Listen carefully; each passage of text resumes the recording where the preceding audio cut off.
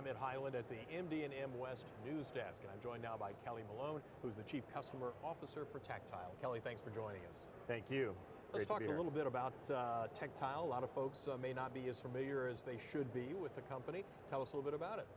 Yeah, so Taqtile, we're a software company that really focuses on trying to bring digital transformation to frontline workers. So a lot of digital transformation has happened for productivity workers, guys that sit at a desk like myself. You know, for the last 30 years, we've had productivity tools like Word or Office or various digital tools to help us be more productive. But the vast majority of workers out there are on the front line. They're working with their hands, they're working on equipment, they're operating, maintaining, and really keeping our infrastructure alive. And they have not had the benefit of these productivity tools up until now. And so we really focus on delivering solutions for those folks, specifically the ability to capture frontline worker knowledge. So harness that knowledge from the experts in a very simple and easy format, and then distribute that to other workers that might need that, and then of course apply that skill and capability to improve learning, reduce errors, and ultimately keep our infrastructure operating as it becomes more and more sophisticated and needs and those needs to learn and operate that infrastructure increase. At MD&M West, you were talking with the Design Engineering Build Keynote panel, and the discussion that took place as part of the keynote. Tell us a little bit about what it was about. Artificial intelligence is transforming manufacturing, or is it? That's a big question. What did you come away with from the panel? Yeah, I think there are a few key things that came out during the panel. One I think that's important is that AI and machine learning is really a tool to be used by people. It's not necessarily, I think there's a lot of misconception out there that this is going to replace workers. It really is a tool that workers can use, or that organizations can use to enhance and improve work. So I think that's a key takeaway. I think another key takeaway is, how do you take advantage of that type of technology? What should the average company or worker be thinking of with regard to that? And a big part of it is that AI and machine learning requires data to be able to, data, and then how to look at that data and process that data and make inferences or suggestions from that data. And so really understanding the types of data that we're capturing, how we're capturing it, and how we apply that, putting some of that thought into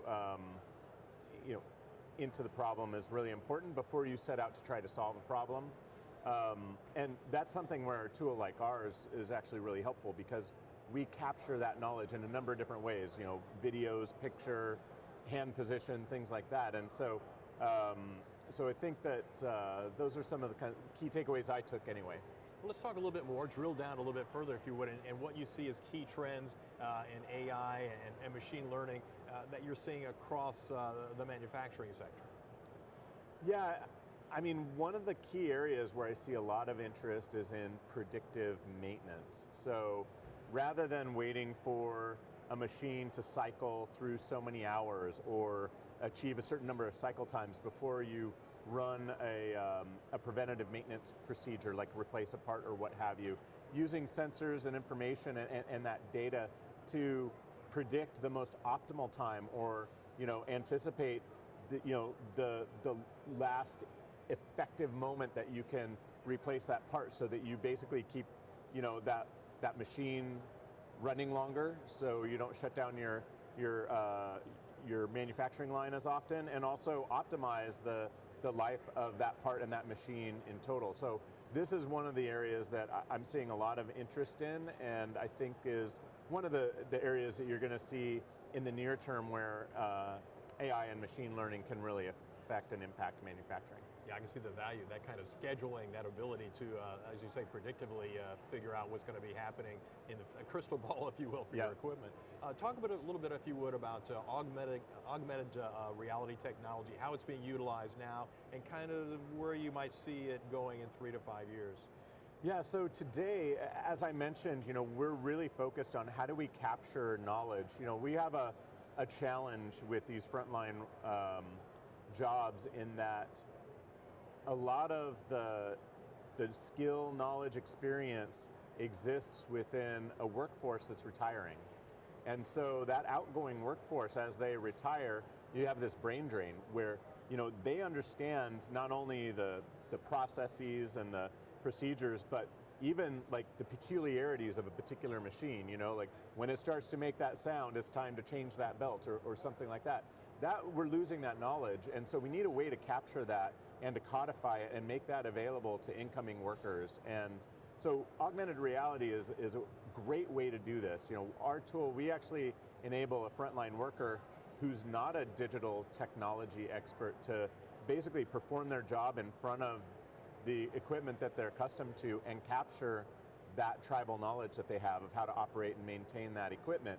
And we store content such as pictures or videos that they take, but also spatial indicators, because the devices today are aware of the environment. So they can place a marker on the top of that physical equipment with digital ink or a leader line or something like that, and then that can be made available to an incoming worker. So that's how augmented reality and spatial computing is being used today.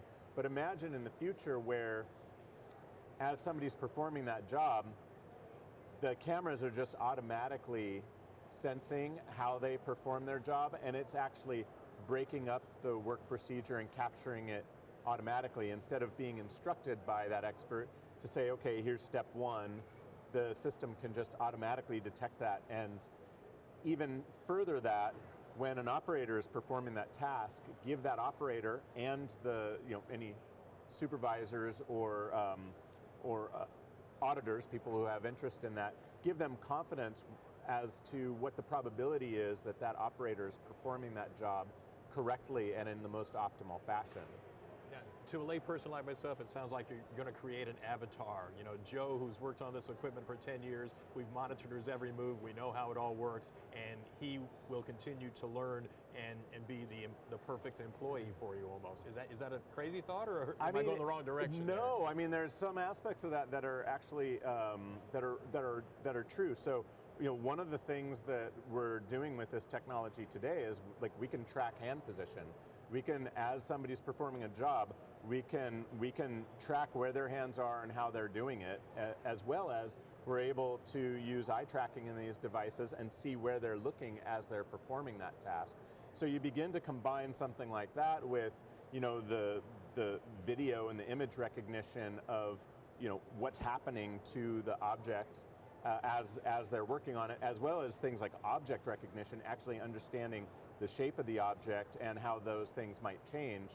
You combine these together and it provides literally a three-dimensional blueprint on how to operate or perform a particular task. And so that's the type of data that we're able to capture. So in a way, it is an avatar, not just of that individual, but also of the equipment and that they might be working on. Well, hopefully I've linked this together with telling us a little bit about Taqtile's Manifest AR technology.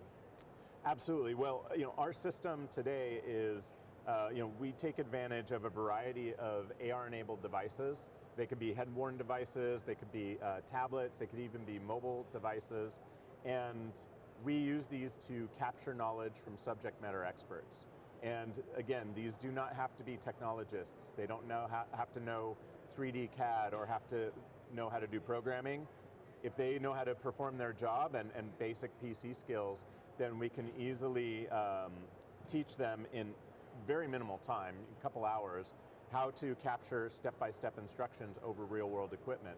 Now, our solution also includes the ability to take that step-by-step instruction and then make it available to any other operator on a similar device to follow that step-by-step instruction, whether they're in front of that same piece of equipment or even another instance of that piece of equipment in another location, or take it into the classroom over the top of a digital twin, a 3D model representation of the equipment, and they can follow those step-by-step work instructions. Overlay on top of that the ability, we have an API that allows us to tie into things like sensor data.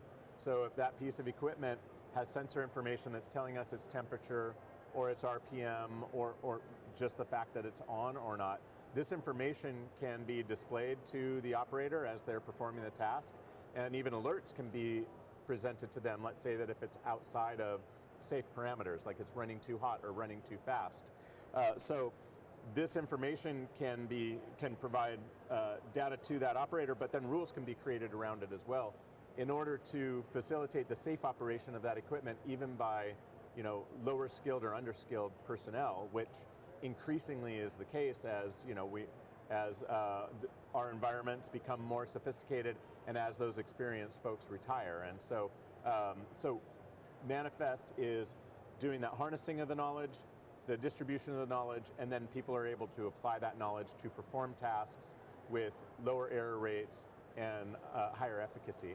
Tremendously important for growth and expansion, all of those elements, or both of those elements as well. Absolutely. Tell us a little, if you would, about some of the main benefits of transforming the way we manufacture with augmented reality and artificial intelligence. Yeah, I mean, so there are a couple of areas to consider here. I mean, digital transformation, there's so many places that we can apply it. Some of our clients, for example, are using paper-based processes where they'll go out and they'll inspect a manufacturing line between shifts, and it's literally clipboard, paper, and they're checking things off and then walking that over to a PC and entering the data in, or handing it to a clerk who might do the same thing, to more sophisticated operations that are using a lot of automation, right? So where there's perhaps robots on the floor, or systems that are fully tied into a SCADA or MES system that's tracking and running the operations. And both of these, there's opportunities to bring augmented reality and artificial intelligence in to improve that operation. So some examples, I mentioned the predictive maintenance for that. That's one great area. Another area is just in teaching people and learning, and upskilling people effectively, and using these tools to enable workers to be more effective, identifying where people are getting hung up or getting stuck, and being able to address those issues to reduce the time it takes to get somebody up to speed. So we have a client, PBC Linear is a reference client of ours, where they took a process of taking new hires 3 weeks to get them skilled up in the classroom before they would put them out onto the shop floor. Now they spend 3 days in the classroom learning safety training, and then they're able to put them out on the shop floor. Another area that I think is important is that these tools that we're using, our flagship product's called Manifest. As you're capturing this knowledge from your subject matter experts, you're also creating a trove of data that you can use to create machine learning and artificial intelligence models down the road.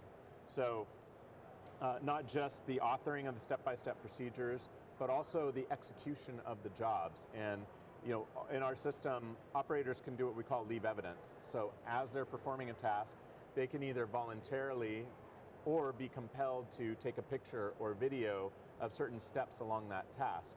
That then becomes a database that then a machine learning model can be applied to in the future, so that you can see examples of properly performed tasks or improperly performed tasks, and then build models around that. So our solution is both being used to, taking advantage of some machine learning today to improve that learning process and to expedite it, but it's also setting a path and providing a repository to build more intelligent models down the road. And I think in the future, you're going to see systems that are passive. You might have cameras set up that are watching how experts perform tasks, and then automatically building the step-by-step instructions based on that. And then again, as other people are performing those tasks, just alerting them when they're going down the wrong path and perhaps navigating them in the right direction. So becomes less human interaction in terms of training the model and having the models learn more on their own. At the end of the day, though, I think it's important to note that people are still at the center of the process, and we're improving how people perform their jobs. Again, whether that's those more paper-based jobs and digitizing those, or helping, even in very sophisticated environments, helping people maintain those robots, keep those robots operating at peak efficiency, even in those environments. Let's talk about people just for a second, and when I say that, I mean the companies, the individuals, the services that you're dealing with. Manifest offers a great many potential solutions for them, but there's always going to be some hesitancy. Why? How can this help me? Can you give us some thoughts on utilizing, whether it's Manifest or something else in the product line, to overcome some of the resistance, if you will, about using AI and machine learning?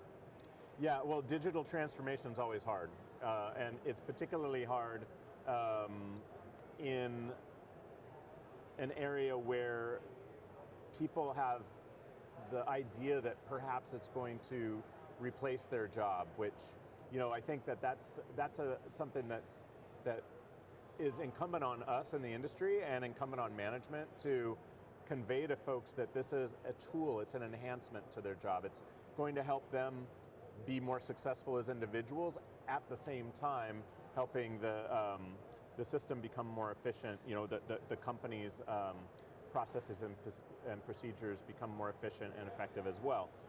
One of the things that I think is important is this technology can actually extend the work life of individuals. If you think about, particularly in manufacturing, historically, people working on an assembly line or on a manufacturing line, those jobs can be very repetitive. Those are the easier things to replace with automation, and then you're able to utilize those same individuals with performing higher level functions. And this technology makes it easier to assist folks in that transition from perhaps how they used to do the job to a new way of performing the job. So I think communicating that and getting that message through to folks, I believe most workers want their company to be successful. I think they take pride in their companies and in their work, and so I think that when we appeal to that and we demonstrate how technology can help help them be more effective, but also provide a legacy for the company that they're able to contribute towards, I do believe that does help advance the cause. At the end of the day, whether it's augmented reality, whether it's machine learning, it doesn't really matter which technology you're trying to apply. At the end of the day, it's a change that people need to embrace, and sometimes that's difficult. And with any digital transformation project, I think it's important to focus on the outcomes. Let people get bought in on what those outcomes are. What are we trying to accomplish? Let them know how they are going to be contributing towards those outcomes, and hopefully showing them the place that they have, once that outcome is reached, and how they're able to continue, being involved and engaged in the success of that. And who wouldn't want to leave a legacy, right? I agree, yeah.